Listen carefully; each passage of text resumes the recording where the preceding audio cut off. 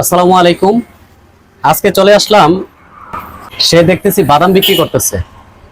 তো আসলে খুব খারাপ লাগলো যে এত অল্প বয়স। তোমার বয়স কত বাবা? 10.5। 10.5 বছর। ওর বয়স মাত্র 10.5 বছর। দেখেন, একটা মানুষের চিন্তা চেতনা তার কোথা থেকে আসে। পরিবর্তন, আমরা কিন্তু পরিবর্তনের দিকে না গিয়ে আমরা পরিবর্তনের দিকে যাই, আসলে কিন্তু ঠিক না। এই যে আপনারা যাকে দেখতে পাচ্ছেন, তোমার নাম কি বাবা? সিয়াম। সিয়াম। তোমার তুমি থাকো কোথায়? মোহাম্মদপুর। তোমার পরিবারে কে কে আছে? আম্মু আর আমি, আমার ছোট ভাই। তোমরা 3 জন। হুম। তুমি এই যে বাদাম বিক্রি করতেছো, কেন বিক্রি করতেছো? ঋণ আছে অনেক টাকা, আবার দেশ গ্রাম বেচা দিছে। বিক্রি করে দিছে দেশের বাড়িতে, বিক্রি মানে দেশের বাড়ি বিক্রি করে দিছে। এই জন্য তোমাকে এখন তুমি তুমি কি সবার বড়? হুম। তোমরা 2 ভাই। ইয়েস। মানে এই তোমার এই ইনকাম দিয়ে তোমার পরিবার চলে। দেখেন দর্শক, আপনারা এই যে যাকে আপনারা দেখতেছেন তার নাম হচ্ছে সিয়াম। সে বাদাম বিক্রি করতেছে। কতদিন যাবত তুমি বাদাম বিক্রি করো? 1 মাস। 1 মাস। 1 মাস ধরে সে বাদাম বিক্রি করে। তো প্রতিদিন কত টাকা তোমার ইনকাম হয় এই বাদাম বিক্রি থেকে?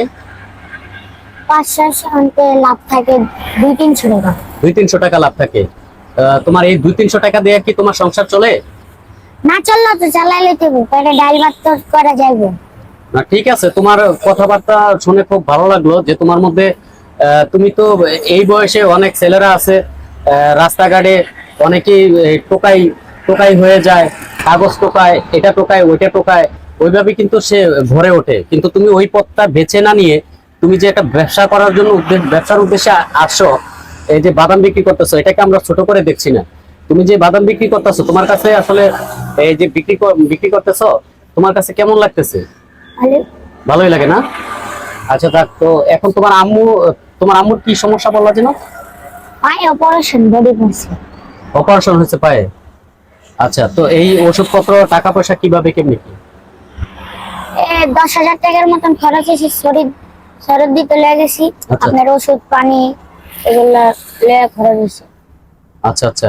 আচ্ছা, যা হোক, তোমার এই কথাগুলো শুনে খুব খারাপ লাগছে। আমার ছোটরা হাত ভাঙছিল কয়দিন আগে, এটার অফিসে কতটি টাকা খরচ হয়েছে। সিঁড়িতে পইরা আপনার নাকের দিয়ে এই সাইডটা হাড্ডিটা ফেটে আছে, আর এই হাতে এই জায়গাটা ব্যথা পাইছে।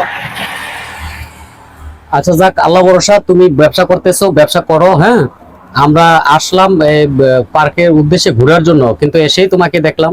আসলে আমাদের কাছেও খুব খারাপ লাগছে। তো আমরা তো আসলে বড় কিছু দেওয়ার মতন তোমার ওইরকম ক্যাপাবল না। তারপরে যতটুকু সম্ভব তোমার এখান থেকে তো আমরা বাদাম খাইলাম না। হ্যাঁ। আচ্ছা, তুমি